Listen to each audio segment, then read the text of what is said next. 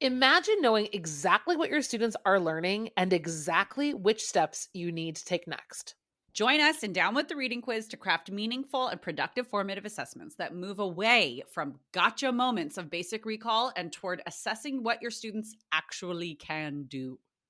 In this 30-minute free masterclass, we'll share 3 powerful assessment keys that work for any novel at any time of the year. Head to shop.bravenewteaching.com/masterclass to sign up, and we'll also send you a free workbook to keep track of all your notes. Once again, that's shop.bravenewteaching.com/masterclass to nail formative assessments forever. Hey, Amanda. Hey, Marie. What are you up to later? Want to join me for happy hour? I'm all in. And guess what's amazing? Our listeners and friends of the podcast can also join us because Brave New Teaching Happy Hour has officially launched. Cheers! Cheers, everyone. We are officially hanging out a little bit longer after school with an extended, extra private podcast feed just for you. Yes. Members of Happy Hour get extra 15 minutes of the podcast, give or take, because you know us, we run a little bit long. It's just kind of how we are. But if you would like to get in on this Happy Hour action, please join us. It is only $5 a month. Head to curriculumrehab.com/happy hour and get yourself signed up, because when you're there, Amanda, tell our friends what we do every month for our Happy Hour members.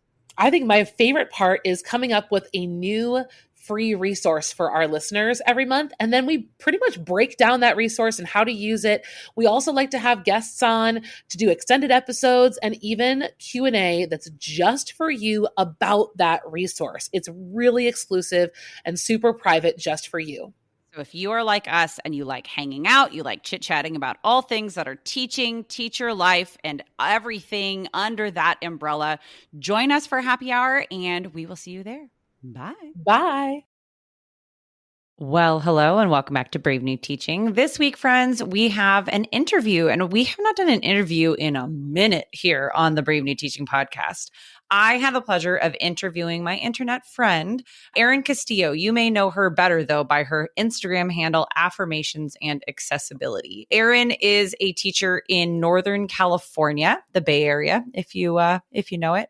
And she teaches high school special education English classes, as well as like a leadership peer counseling class. And she has a very heavy focus on mental health and social emotional learning and checking in with students and paying attention to the whole child before trying to access any academics or anything like that. And I have admired her for a very long time. I had the opportunity to actually sit in on like a panel for a conference a couple of times with her, and it was over Zoom. And we got to like barely chit chat. My gosh, this was probably 2 summers ago. I don't know. Time, as we know, listeners of this podcast, is something that runs away from me very quickly. But I had followed her on Instagram for a while, and we had kind of interacted here and there. And then when we sat on this panel together for a conference, I was like, wow, you really are as knowledgeable as you come off on your social media like presence. And so when Amanda and I started this collaboration series, we were just brainstorming stuff, and I said, I know exactly who we need to talk to. We need to talk to Erin Castillo.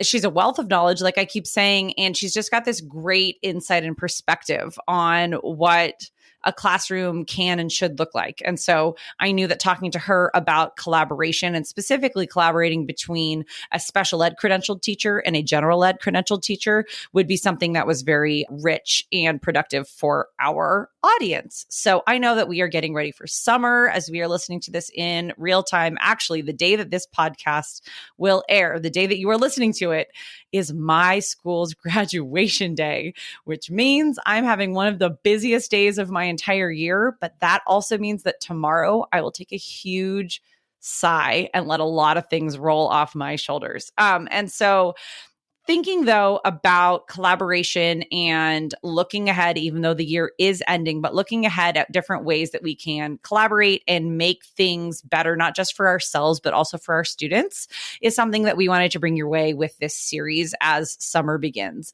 So this is part 2 in our collaboration series. If you missed part 1, it was a couple of weeks ago. So make sure that you listen to that. It's where we talk about the difference between collaboration and being a lone wolf teacher and the gray area in between between. Today's episode is going to be an interview, like I said, and we talk about all sorts of different things. We talk about team teaching and that sort of a like collaborative setting and what that can look like, what that shouldn't look like, what that should look like.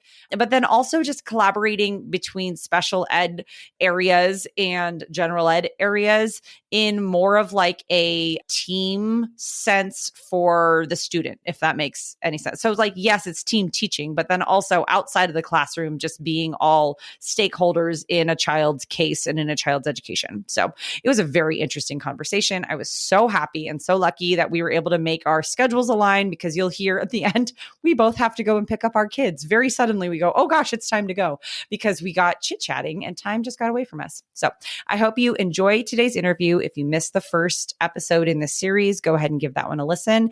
And we'll be right back next week with another episode in our collaboration series.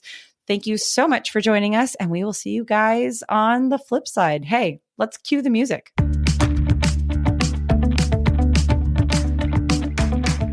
You're listening to Brave New Teaching, and we are so much more than a podcast. We give teachers the inspiration, support, and tools to challenge the status quo. I'm Amanda, and I'm a former English teacher from Illinois. And I'm Marie, and I'm a teacher from Southern California. Join us at bravenewteaching.com to find out more about our courses, festivals, and get every episode's show notes. We're so glad you're here. Enjoy the show.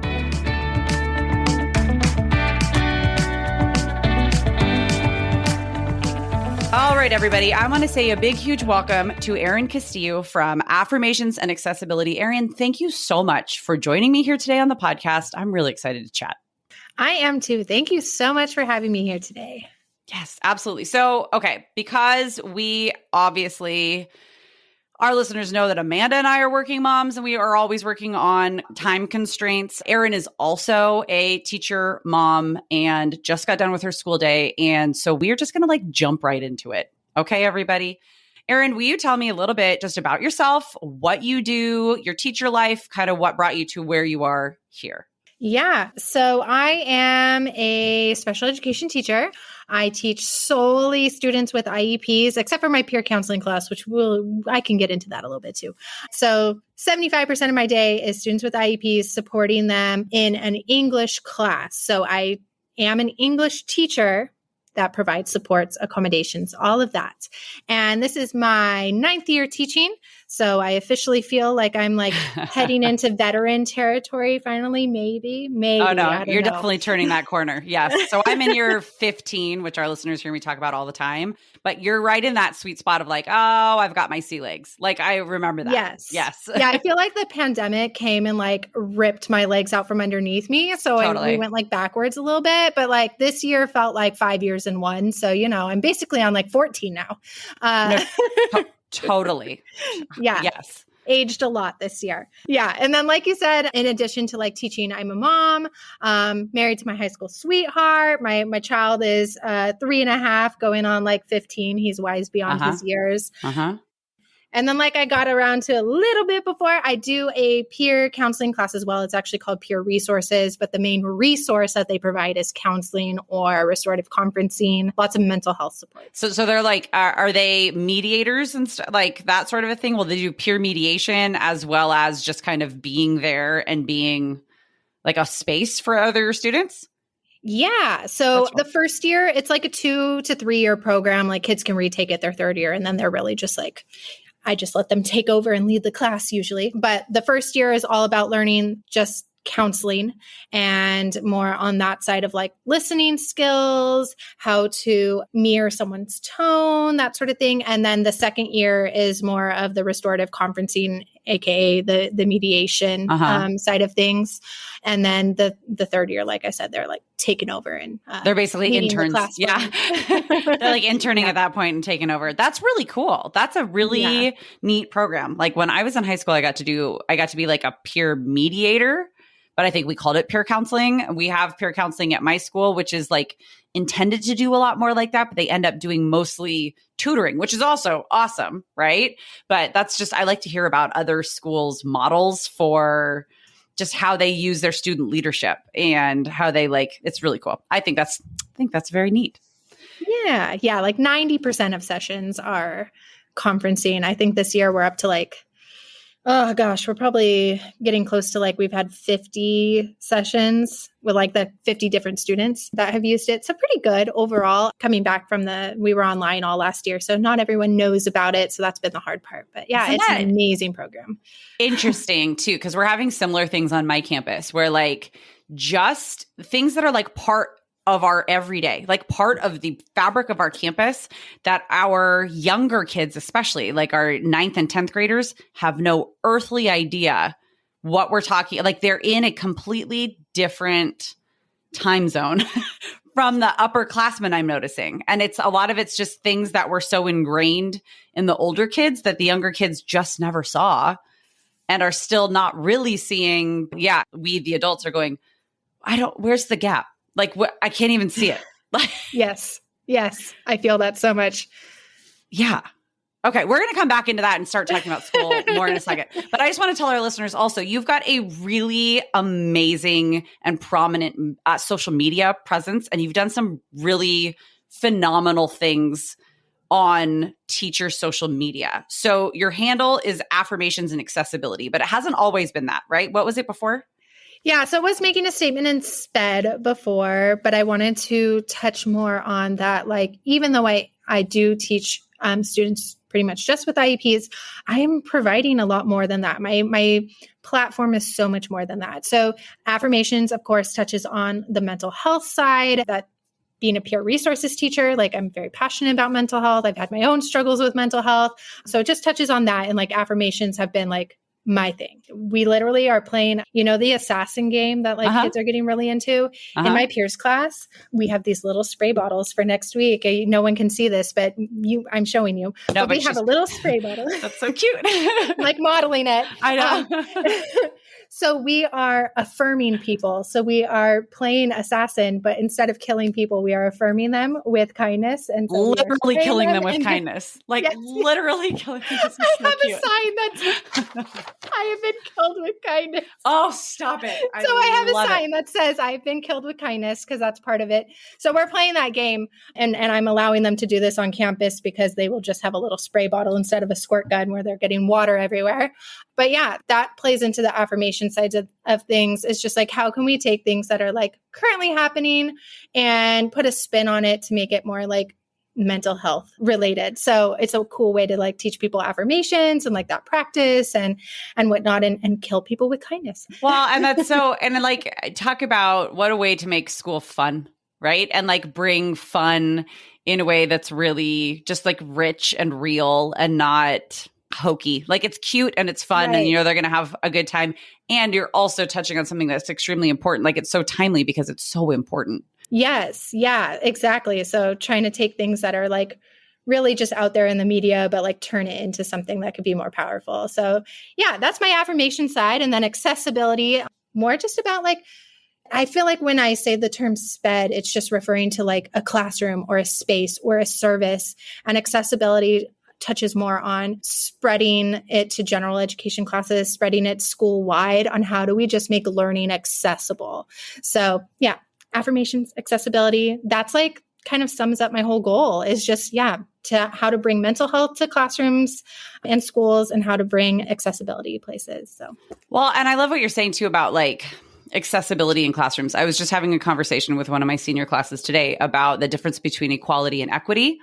And we were really I was really hammering into it. I said, no, give me some more examples. I want to see that you understand this. And there's like those graphics that you can find if you literally just like Google, like under Google Images, equity versus equality or whatever. And it's like the redone like illustrations from the giving tree with like the ladder. And there's the one reaching for the blah, blah, blah, blah. So like explaining that to my students and then asking them to give me examples of the difference between equality and equity that they have in their daily life on campus. What's good for some kids is going to be good for most, if not all. Mm-hmm. So like what's good for kids with IEPs within the shelter of a sheltered class like yours is also still going to be good for most, if not all kids, period. Right. So it's like, yeah, I can see too where like some of those monikers start to, people have biases, right? Like towards like all of our education acronyms and things. They go, oh, well, those aren't my kids. Well, those kids kind of a thing. That's like, no, those are just kids. Yep. Period. And everybody deserves access. Absolutely. Yeah. And I think that speaks so much to like presentations that I've given at my school and like accommodations and like you just said, what's good for some kids usually is going to benefit the masses. So when I'm teaching you these accommodations that you could use with the student, just doing it in general can help a lot of students and put you just in the practice of doing it so that we don't fall into like not providing those accommodations, which big no. Totally. Well, yeah. And this is a podcast for another day, but like the conversations that we sometimes get into, even on my campus, even like close friends, like where we have to think through like, yes, but if I do X, Y, and Z, that's a modification. If I do X, Q, and R, that's an accommodate, right? Like the difference there. Mm-hmm. I've been teaching for 15 years and I still have moments of like, nope, can't do that. That would be modifying. That would be changing their transcript. Like, nope, need to accommodate. How long have you been at your school, A? And B, how often do you as a member of your SPED department present to your general staff? Yeah. So I've been at my school for 8 years. So my first year was in an elementary setting, and then the rest have all been at secondary. The goal was always elementary, but here I am. It's so funny. So funny. And then I am the department chair. So I tend to present far more than just like a typical person in my department. This year there's just been so many different things to present on. But usually the start of every year. And then if I can squeeze myself in to a couple of other staff meetings, then I do attempt to do that. This year, like I've presented in every staff meeting, but it's wearing other hats. So I do a lot of other things on campus. You and me both. You and me both. So like, I'm so interested in all of this because I do a lot of presenting with my staff as well. And I have been at my school since I was a wee pup, like brand new teacher. Also, only high school for me. I did like a 2-year roundabout at elementary, but like it was always going to be a temporary gig. And it just reaffirmed like, no, I'm a high school teacher. Are you presenting pretty much the same sort of a thing over and over? Is it like a brush up with a little more like, here's a little salt on this and a little flavor here? Or do you find yourself having new topics to go over like beginning of the year? Is it the same thing every time? Yeah, pretty similar. We've had a lot of turnover lately, which is not because of our school. It's really because it's just so expensive to live here. So like we get young teachers and they're like here until they're turn 26 and don't have insurance anymore, and then they're gone. Oh no! I didn't even think of that. Oh our insurance is crummy. When people talk about how great like their schools, their districts like insurance is, ours is bad benefits. But anyway, so I do a lot of repeats simply because of that. And then like the pandemic too, like it was a lot of like, okay, you just learned how to accommodate properly. And now we're moving online and everything looks different. You can't just walk over to a kid and sit with them, and pulling them into a breakout room is a whole process and blah, blah, blah. So it was a lot of teaching them like, how do you accommodate assignments online and whatnot. So it kind of changed a little bit, but. Sure. Yeah. And just even helping already overcooked teachers to think further outside of the box it's a tread lightly situation, isn't it? Yeah. No, I totally, been going through a lot of that too. Okay, so we started to kind of talk about inclusion, and since we're both in California, and many of our listeners are in California or are having similar conversations in their states, and you probably actually know more specifics than I do, California is moving towards a model of either complete inclusion, right? With special ed students completely immersed in the general ed setting. And you're nodding. So that tells me, I'm getting somewhere with this. So like, this is really what I want to pick your brain about.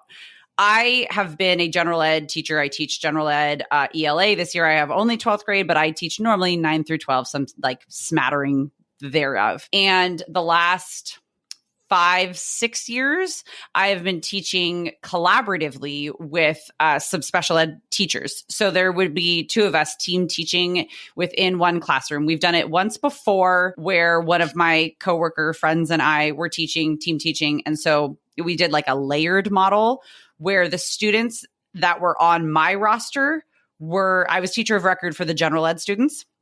And she was teacher of record for the students who had modified curriculum, who were actually getting like sheltered English credit. And it was for not college bound credit, but for graduation requirement.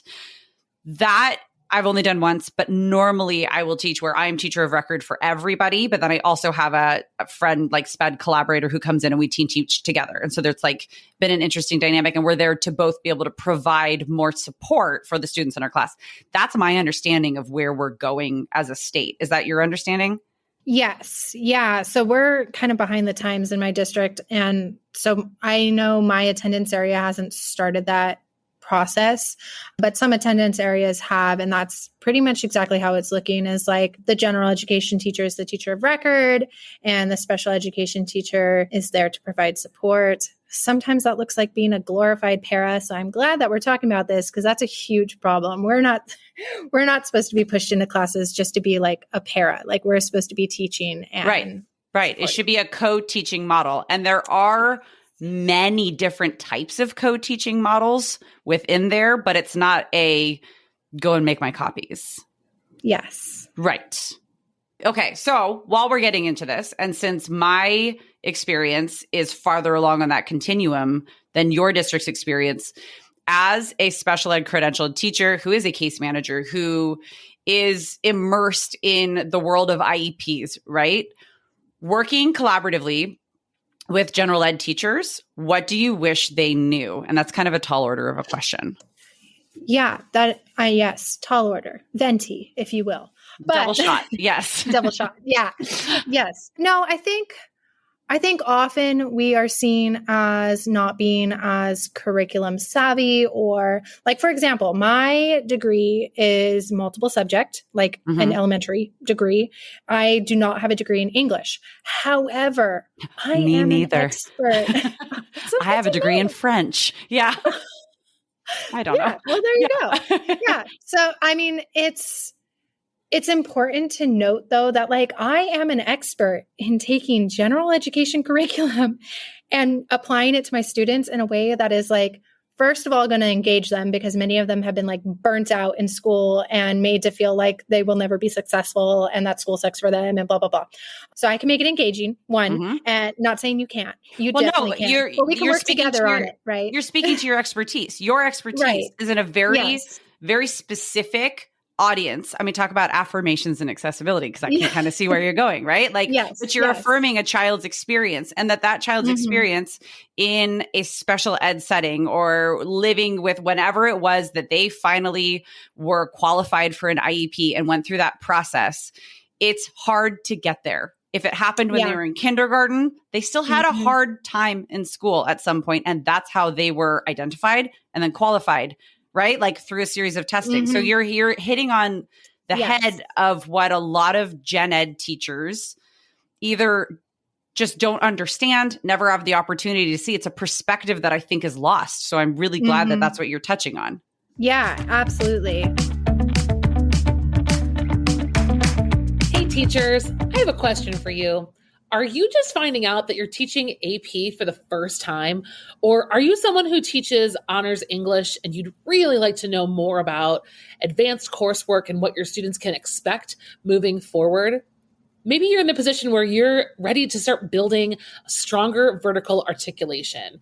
If you're in any of these positions, I want to let you know that there is an amazing summer PD option for you, and that is coming to you from my dear friend, Tim Freitas. He has put together some English AP summer workshops that are going to absolutely blow your mind. In Tim's workshops, he gives you more than what you could possibly imagine: scaffolding, vertical articulation, and he really is seeking to empower teachers with the everyday practices and techniques that can be applied to all levels of instruction, not just your AP courses. You're also going to get the chance to meet some best-selling authors, interact with some leading educators in the field, and get so many other cool perks. If you are interested, please visit the Garden of English at www.thegardenofenglish.com. And when you sign up for your registration, make sure you use my code, and that is capital Mud and Ink, all caps, and we're going to have a great time this summer. I can't wait to see some of these workshops, and I know these are going to help you as you build your stack and your tools as an AP teacher. Good luck, and see you over there. So yeah, one, making things just more engaging so that students feel like, okay, I can do this. Like, I want to do this. And then second of all, like the accommodating, making it accessible, making it like, we are still going to touch on these standards. It may look slightly different, but they're still going to hit all these same standards. And by going about it that way and providing more options and more accessibility, you're going to find that it's going to benefit our EL population that's in the class. It's going to benefit our gifted students that are in the class that want to show their learning in a different way. You know, like it's going to benefit a lot of the kids in here. And some of them will prefer more traditional, and that's awesome. That's great. But we know, right? Not all kids learn that way. So I think that's things that we can bring to the table. And it's important for general education teachers to understand that, like, we are partners in this. And when we put our two heads together, it's a lot stronger than just one of ours. And we can kind of work with each other to like, yeah, you may be better at teaching certain standards than we are, but we may have more creative ways of going about that. So it's like the difference between content and approach, right? Or like content and strategy. Like there's a difference there. As a gen ed teacher, I would never presume that I could make an accommodation better. Like, I mean, they're just, you're speaking to your expertise. So I think that that's a perfectly natural, and yet it does get lost in translation, like thing that you would want other collaborating teachers to know is that we're all professionals and we all have our areas, our zones of genius, if you will, and like lean on each other's zones of genius. Yes, absolutely. So I think that leads to like the next thing that I would say is like how important it is that when you are co-teaching with someone, figure out, as you said, their zones of genius. What do they bring to the table, and how can we utilize that gift in the classroom each day? And that may change day to day, lesson to lesson, unit to unit. So revisit and like just communicating often. And the one experience I did have where I did do some co-teaching was like a poetry unit many years ago. She's gone now. I wish that teacher came back. But she was like, let's jump into it. Let's just like see how this whole co-teaching thing goes, because we know it will be forced upon us one day, and we can just like, and so, you know, we just communicated on everything of like, okay, what parts do you want to lead? What parts should I lead? And she made it very apparent to say like, I don't want the students to look at you as anyone different. Like, I want them to know that like you are a teacher in this classroom and that we are like the same. And I really appreciated that. And I think that's so important just to state is like, we are equals in this, we are partners in this, and we're going to just continue to use our strengths, use our skills, but we're going to split the load here. I will say from experience that is what, like, it's one thing to be able to say that. And then the guts that it takes and the patience it takes to actually like see that through, right? And that's like the example you just gave is so, it seems so simple, doesn't it? It seems so simple to say, well, let's just jump in and figure it out. But there is something, and my experience sees it different at the secondary level, vastly different from elementary. So like I told you, I had spent a couple of years as an itinerant teacher traveling around to it was between my kids, or no, it was right after I had my daughter, not between my kids. I know my own life, I swear. Where I was in elementary classrooms, but I was in like 3 different classrooms every day and at a different school every day on a rotation for 2 years. And it was so different from anything I had ever known before. And it pushed me so hard. And the thing that it pushed me the furthest with was team teaching. Like I worked with a team of teachers, and often there were multiple of us in a classroom, and the freeness with which I saw these elementary professionals just talk to each other and bounce back and forth and like shoot the breeze with kids while teaching and like truly teaming up and like improving it for the most part, because it's not like you script your lessons, was not anything I had ever seen at the secondary level. And so that was something I brought with me when I went back into high school, is that idea of just like being like, well, shit, let's just see what happens. And yeah, the kids might see us mess up. And you know what? That's really okay. And it's actually pretty good, because then they see that we're human, and then they can watch us like figure it out and like talk to each other and team up. Has made me a stronger teacher and has really made me advocate for collaborative teaching on my campus. And so it's been really cool, like teaming up with other teachers and being able to see different ways to make this work. Because sometimes it really works and sometimes it really doesn't. Like you just have to figure it out. Yeah. Yeah. That's pretty much exactly how it went with me and the other teacher that I was with is we were like back and forth in the middle of it. Like, okay, I know I said that I got this, but I think this is more your realm. So like you got this. And I was like, yeah, let's go. Let's go. So it was a lot of just kind of like back and forth on the fly. And you know what? The kids were flexible. The kids were resilient. They're far more resilient than we give them credit for. And they just went with it and it worked really super well. And at the end of the day, like the benefits of it, I feel like everyone hears the benefits, but like you don't know until you like truly see it. But like my students walked out of there, they were all my students, but my students, meaning my students with IEPs. They're like on your caseload. Yeah. Yeah. Yes, your my kids that caseload you're students. specifically responsible for. Yeah. Yes. Like they walked out of there like so confident and like, I got this. Like I understood it. I was working with gen ed students that did not get it. And did you see that? Like I have an IEP and I got it. And it was just like reaffirming for them too. Hey, affirmations. But like, Hey. you know, it was like, hey, just because I have an IEP doesn't mean that I'm not capable of reaching the same level or even going above to higher levels. It was so cool to see that. Well, and the whole point of an IEP is to just bridge the gap between that access and opportunity, right? Like that's it. It's not to like sequester our kids. It's to have them all in. Yeah, I know. I mean, that's a whole philosophical thing. That's a whole nother bag of worms there. Yeah. That was the hope and the goal. Yeah. And I think that it's something that like, do I see where it's going to get a little bit messy as we push further and further, specifically in our state, to full inclusion? Yes, because everything is case by case. But then also everything is case by case. It should all be gen ed, SPED, like it should all be case by case in a perfect world. So like, let's reach for that. I don't know. Yes. Yeah. Yeah. Okay. Well, I was going to ask you, I don't know. This might be a weird question. I was going to ask you like, I asked you already what you wish general ed teachers knew, but what would you want to ask? Like if you and I were going into a classroom tomorrow, right? Like let's say we're going to an 11th grade class and we are going to do something together. What would you want to ask me as the gen ed teacher before we start working together? Do you think? Okay. All right. I'm super putting you on the spot. No, I like this. My first instinct was like, what is your adult beverage of choice so that when you're having a hard day, I know how to like prepare for that. But honestly, I think that's like a pretty good like first thing to ask. It's not necessarily the adult beverage, but like you're having a rough day. How do I know? And what do you need me to do to help more? Because what I are your want tells? to show Yes. like, right. Yeah. I want whoever I'm working with to know like this truly is a partnership.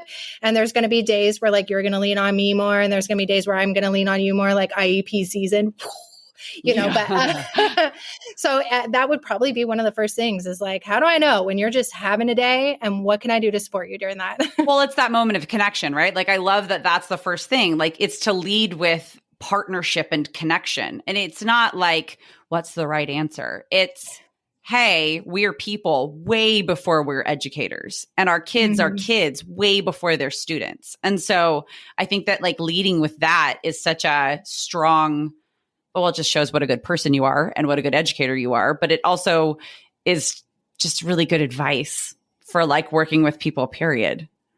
Yeah, totally. I think, whether you have paras, aides, I don't know how many people have volunteers, like classroom volunteers here, if there's elementary listeners or anything. But yeah, just like whoever comes in, like finding out that information can be really helpful to connect on that level and then move into like, okay, now how do we get into other things? Like, what are your strengths? What are your weaknesses? I think just starting with like a human level is so refreshing, honestly, which it shouldn't be refreshing. That should be the norm, but it's helpful. Definitely. Well, yeah, because then it opens the door and it creates like a good foundation for here's what I'm really good at. And here are my gaps. Like I can be totally transparent with you because I don't have to like front. And then it just makes for like a strong partnership and moving forward. And like, I will say, because I've worked with a few different teachers, two of whom I am good friends with, and one of whom did not last long at our school because that teacher was not meant for the world of education. Like it just wasn't a good fit. And I mean, and that happens, right? Like, what are the teacher attrition rates like in years 1 through 5? Sometimes that's not bad. Sometimes it's not good for the teacher or for the kids that they're around. So I've had it work really, really, really well. And I've had it work very, very poorly. where I had an observer in my class for like 2 quarters. And I was like, are you okay? Are you learning? Or like, you going to pass 10th grade again? Or what are we doing? So, okay. I have one more question for you before we fly the coop here.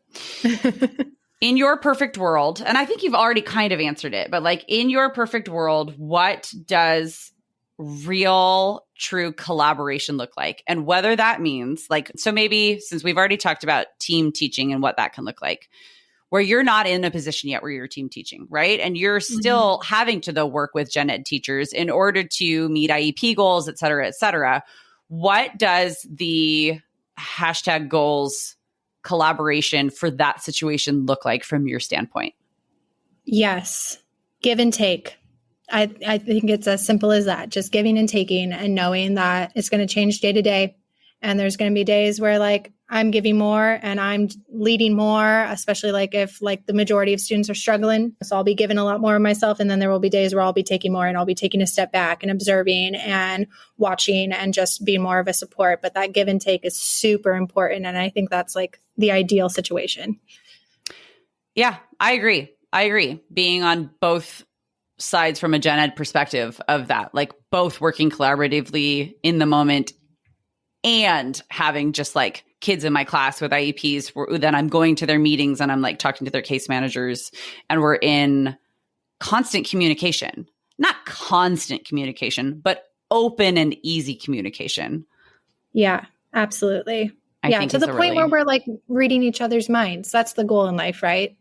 No, like totally though. But like where I feel comfortable, like I would feel comfortable being like, well, actually, I just talked to Miss Castillo and kiddo, you're not going to run this one over, like you're not going to pull the wool over my eyes here because she and I were just chit-chatting and no, this is actually due today. Your IEP does not give you an extra day on this one. You know what I mean? Like to be able to like have that kind of, you have my back and I have yours, both to support a child and to support a child by upholding standards is really important. I think that's one of the misconceptions that sometimes, and I don't know if it's just antiquated or like, I don't know where it comes from, but I will hear teachers or sometimes even parents talk about how accommodations are just making things easier and taking away accountability. Like accommodation means no accountability. And it's like, no. That's not it at all. So making sure that we can support, because every SPED teacher I know wants accountability for their students because they want them to learn how to live in the real world. Yeah. For people that don't know this, on their IEPs, like they have transition services, which is like career and counseling, career and college awareness.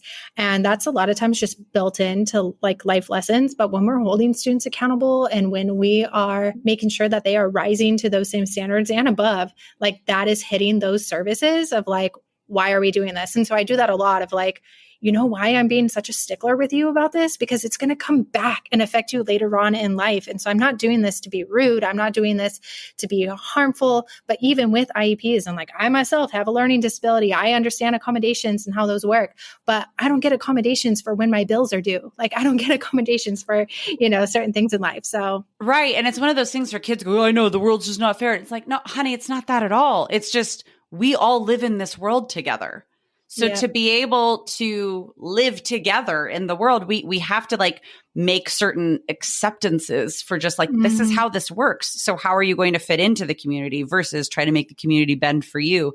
That only works in like K-12 education. And then it goes away. There's no more soft landing place after you are done with our halls.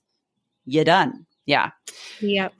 Totally. Yes. Well, this has been all too brief, but like absolutely wonderful. Thank you so much for taking the time today. Cause I know you're busy. I know you've got things that you're doing and you're doing amazing things for kids. And I love watching your stories and like seeing what the affirmations are and like the Post-its that you put all over your board. Like I definitely steal. If you guys are not following Erin on Instagram at Affirmations and Accessibility, you need to be, because she's just got like really good ideas and amazing insight, as you can tell from this interview. But thank you very, very much for joining us today. I appreciate you.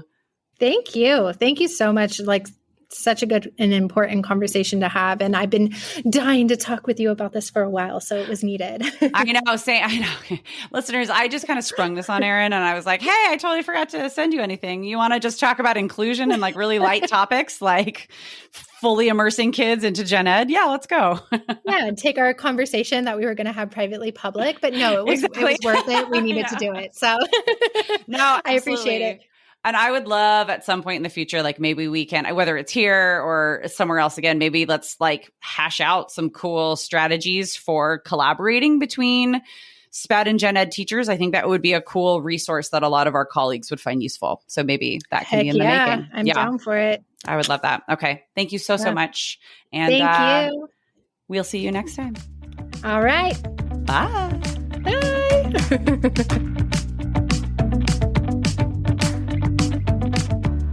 Thanks again for listening to Brave New Teaching. We'd love to keep the conversation going over on Instagram. And while you're there, check out the links in our bio for the most up-to-date events going on in the Brave New Teaching community. Thanks for being here and have a great week at school.